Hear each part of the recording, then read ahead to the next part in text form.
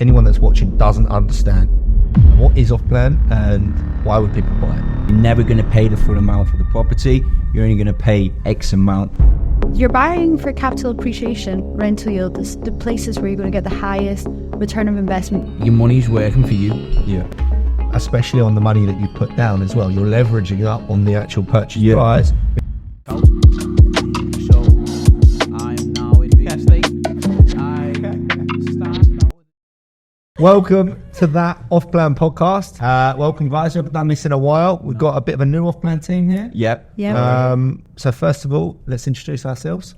I'm Hannah. I've been working in the Offplan team for nearly a year. Have you? Yeah, you've been with us a year. Crazy, isn't that? A bit long. It's still fresh. And I just specialise mainly in villas, townhouses, branded residence, I would say, or for the investors coming over that are looking for an end use or an investment. And then I also help with the visas, golden visas within Strada and our clients. Good stuff. Okay, Darren. So my name is Daniel Harrington from the sunny state of Liverpool, back home. Arrived in Dubai in December following my modelling career. That didn't really work out. So I am now in real estate. I started out with a different company, no names, and realised it wasn't for me and moved to Offplan with Strada. You actually came into the Palm, didn't you, originally? Originally, I was on the Palm, which was the only way I could describe that was a bit of a boxing match, but your hands are tied behind your back and everyone else has got a stick. I think they call that a punch bag. Yeah. It was a tough gig. Did plenty of sales experience, so I couldn't put it down to lack of experience in sales, but not much real estate experience. So I'd say that was my biggest downfall. But yeah, started with nothing and I've still got half of it left. And we're moving forward. Connell? I'm Connell. Welcome. Joined Strada just before the start of December, really, but then didn't really get going till start of 2024. Focusing on Offplan, it just makes sense for me. I'm active in the market myself, and I like dealing with strictly investors. Really, I like looking at the figures, going over the facts. So I tend to work with investors and focus on investments and up and coming areas and stuff like that. So it's been a bit of a challenge going into it, but it always is. I just jump in there. I think, especially Offplan, my background is Offplan, as you all know. I think that Offplan, as from a broker's point of view, we'll talk about a little bit about broker's point of view, and then we'll go on to developments and things like that. But when you're a secondary market agent, you are shown, this is your area, you're going to call out, get your stock, list it, market it, and then you're going to get buyers. Whereas Offplan, I find, is reverse. It's a proper out-and-out sales role, isn't it? Definitely. It's a hunter role. You're going out, finding the buyer, and then taking him or her to the sales office. So it does take a couple of months, but obviously you're all doing deals. You're all doing very well. So the developers we work with at the moment, we work with all the developers, don't we? I think there's more than 200 on my phone now. Yeah. It's crazy. all the best ones anyway.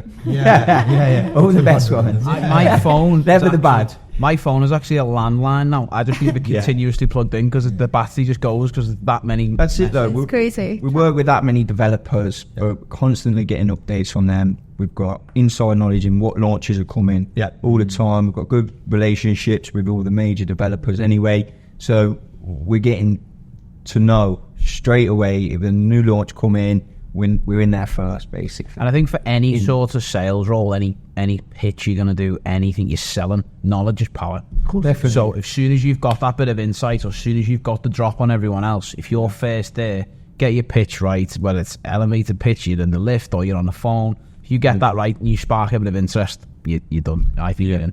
And I think the market at the moment has a lot of people in it that are facilitators. I said this before, they're not actual advisors. So it's very easy for me to tell you whatever's coming up next because it's a launch and because it's going to sell out.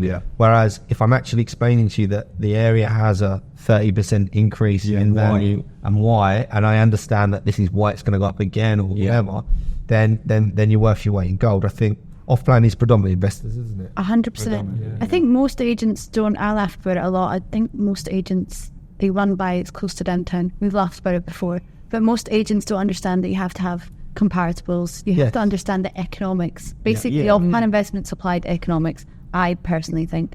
And I think a lot of agents just don't understand that. They think they'll look for the place with the highest commission.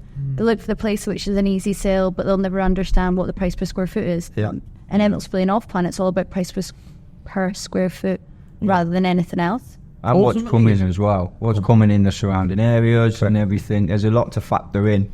You know, you can't just ring up, shout out like, you know, every project or speak to. It confuses things. Confuses things massively. Yeah. Not only that, you're trying to get someone to spend probably one of the most expensive purchases of his life.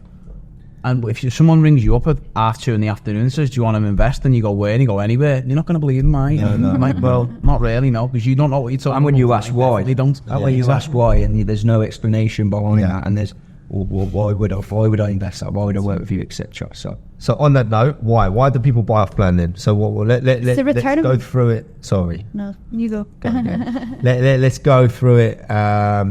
Like anyone that's watching doesn't understand anything about Offplan. What is Offplan and why would people buy it? Well, you're buying into newly developed areas, you know, especially, for instance, into, say, Dubai South, for instance. There's nothing there at the moment. You're buying into a new development, into the vision of Dubai and where it's going. Yeah. So, in my opinion, they're some of the best investments you can make, you know, thinking ahead. Yep. So You're buying for capital appreciation, rental yield. The places where you're going to get the highest return of investment back is within Offplan. The hardest part about selling Offplan is people don't believe the figures.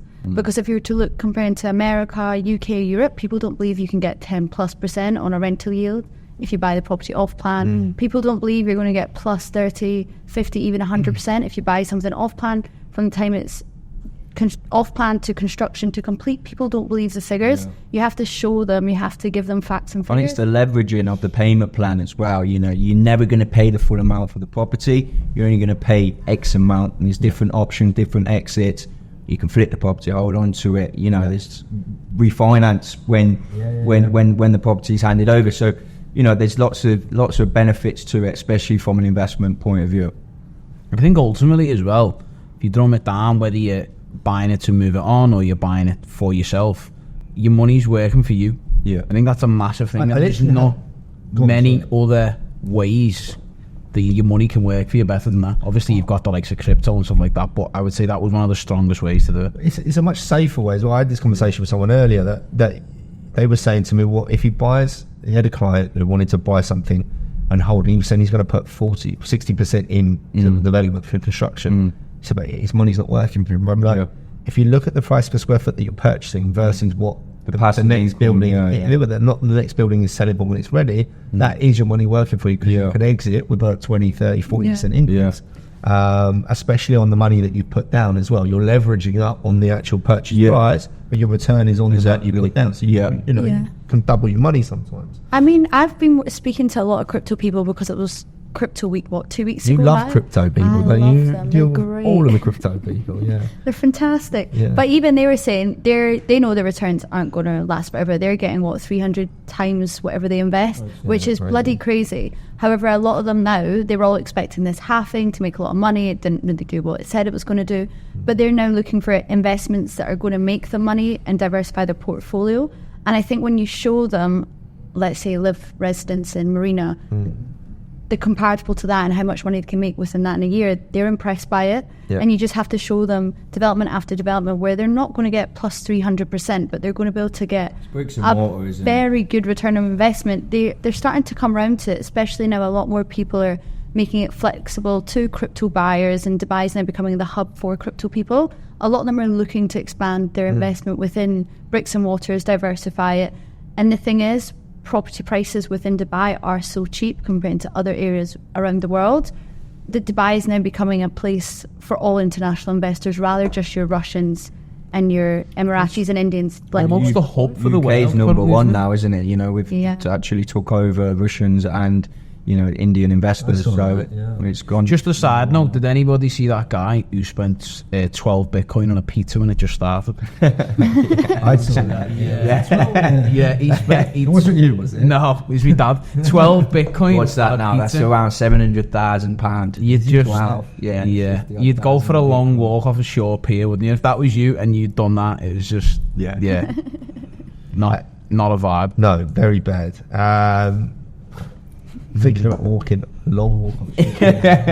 How does that work? Favourite developers. What is your favourite developers and what's your favourite development right now, in your opinion? My favourite development is Six Senses in Marina. Is it? Yeah. The reason being, it's the price per square foot is 2,600. If you look at the main comparables like Atlantis Royal, like the Dorchester and Business Bay, which is just handed over, and the other Six Senses development within the PAM, the price appreciation that you're going to get on that development is second to none. For instance, Atlantis Royal is now transacting at plus 10,000 a square foot. Dorchester Lanner is now transacting at plus 7,500 a square foot. And Six Senses on the PAM, which isn't even handed over, is now transacting at 6,500 a square foot. And you're able to invest in this development at 2,600. Yeah. That's the same price as some of the developments that are coming up in Ras Al Khaimah. Yeah. When you look at, you've got the opportunity to invest in ultra luxury within Dubai. And it's Select Group as well, Select right? Group, It's Select it's Group. honestly- British.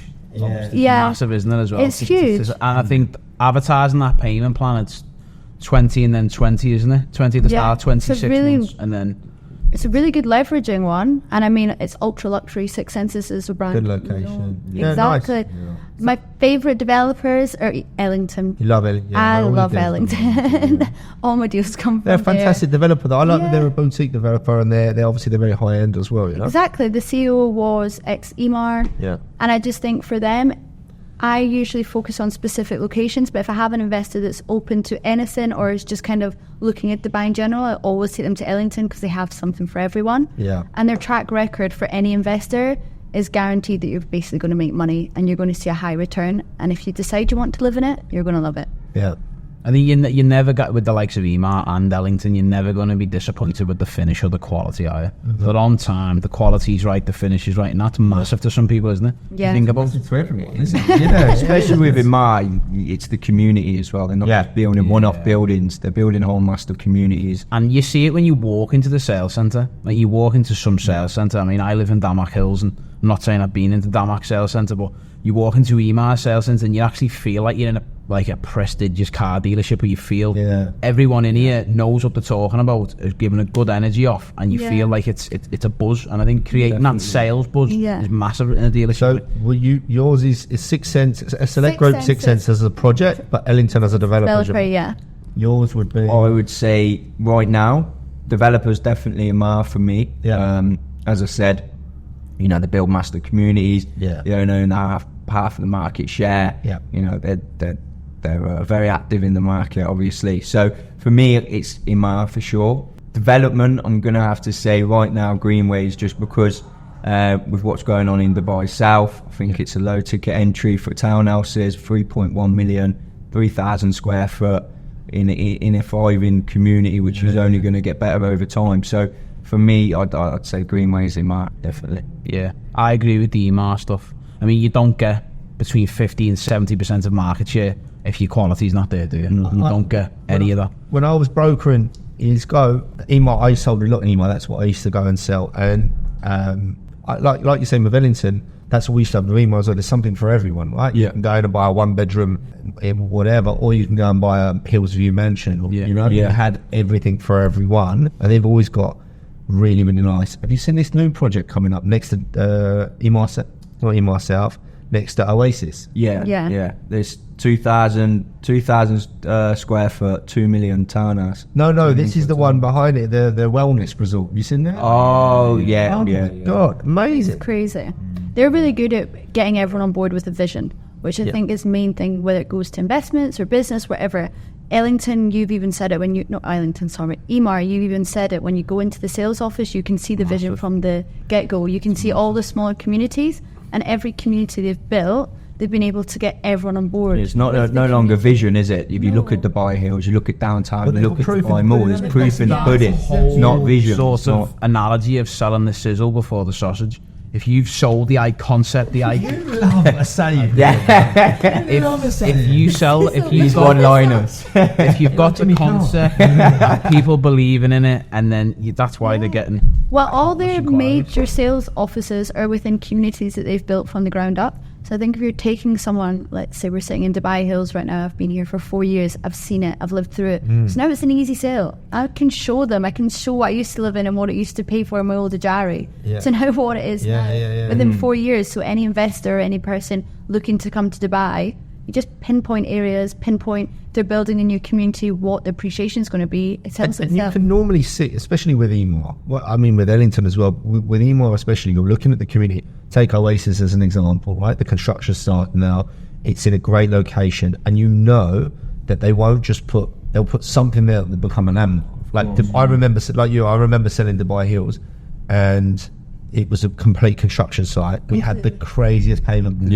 The pricing was a quarter of the price of what it is now. I couldn't get rid of it. Because everyone used to tell me it's far. That's crazy. That's crazy that people actually said that it's far. And now it's the most central location in Dubai. They're going to say that about the airport, aren't they? Round the airport will be far out. It's far out to us now. Damac Hills 2 is far out. Damac Hills 3 is basically a different country to us when you think about it. But it's just expanding and going out and out and out. It's just going to be. It's crazy. It is. Well, think even in Dubai Hills, the townhouses that were launched here, the larger ones, where it came out Gulf Grove, I think it was 2,700 a square foot. And now on handover, that was 2.8 million overall. Then on handover, they went up to 4.2, and now they're transacting between 8 and 9 million, which goes all the way up to like 4,000 a square foot. Which is where else in the world can you get that return? By the way, just to jump in there, you're not getting that anywhere else in the world. And the opportunities. Shows anyone that's now looking to invest in Emaar South or Emaar Oasis, it just shows community after community, Arabian Ranches Street. Every single community, if you buy it off-plan to when it's complete, to when people start living and breathing the community, the price continues to appreciate. And I think definitely taking a calculated risk with the likes of Emaar out, to Emaar South, or, when it was just hearsay, it was just rumour. But now it's coming in, it's facts. It's no longer just a rumour. The airport's being built, Expo City's on its way. Pan Jebel Ali as well. The whole community around there. It's I think definitely. If you look at the sheer size of that airport, I think I read up and it was 27 square miles across. Was it? That, and now just to give a flavour, like the best city in the world, Liverpool, is 43. It's half the size of Liverpool. Half the size. I think it was 12 million tons of cargo a year, and 200. I'm not on commission for the airport, by the way, but 260 million passengers a year. Yeah, it's crazy. Like, that's some infrastructure to get that. But do you know what? We all kind of think about, like, what does an airport, why people want to invest around an airport? It just shows in the grand scheme of things how popular Dubai is, how many people are now flying through Dubai. It's becoming such a central hub globally. And as more things happen around the world, people are just flocking to Dubai. That's the reason why people from the UK now are... The other thing to jump in there is that if you are coming from the UK, or if you're coming from a different country and you are setting up a business, we see this a lot. An entrepreneur comes over from the UK, is worth a lot of money. He's saying, I don't want to put all of my money into a house. I don't want to rent. What am I going to do? Okay, well, I'll tell you what you can do. You can we'll get you something to rent, but buy something under construction, take the payment plan, so you don't have a mortgage. You've then got a year or two to build up your credit, get a mortgage and buy, and ideally we'll sell that and hand over all the reason being, the reason I got in contact with Gino a year back is I had clients like, I need a property. And then I was handing them over, and they're like, can't get a property, they can't get a mortgage, or the mortgage is too high, because I had no credibility here. So the selling point was buy off-plan until your business is 2 years old. Plus you've got equity in that off-plan property, so when you do come round to get a mortgage, you're using that equity as a deposit. So you don't need to think and put another 20-30% down. Without sounding like a parrot, your money's working for you. Exactly. Why would you leave your money sat in the bank doing nothing? Declining. Well, look at the Ellington Sanctuary Villas, which is in Maidan, which Gino and I love. They were sold, Gary sold one of those at 38 million, and it was 1,600 a square foot, I think it want to be. They've only paid 20%, and the property is now valued at 41 million. That's 3 million appreciation. I know that you've got that saying that you can never lose money on bricks and mortar. That's another saying coming in. Yeah. My phrase book is out next week. You can ultimately... That's 101. Never losing money on bricks and mortar. Now, obviously, it does happen in parts of the world, but I don't think there's many bad investments in Dubai. But also, it does happen, and it does happen in all of the world, but traditionally, real estate is a long-term investment. Okay, you can do the flips, and if you're in the market, you get access to deals that you can turn around quickly. But traditional real estate investment is over 10, 15, 20. Definitely, That's what, you know what I mean? And that's what you learn in the UK, isn't it? Or Yeah, you learn. it's not about trying to time the market every time. It's time in the market that actually matters. So, you know, if whatever stage you're buying at, you are going to make money with the way inflation. Eventually. You, of course, you will make money. And it's like, if you look at my next door neighbour, Fred, he used to say to me, "Oh, you need to get yourself a house, get yourself settled down." But yeah, but Fred, you bought yours for £8,000. Do you know what I mean? God, how old is Fred? He's got to be dead.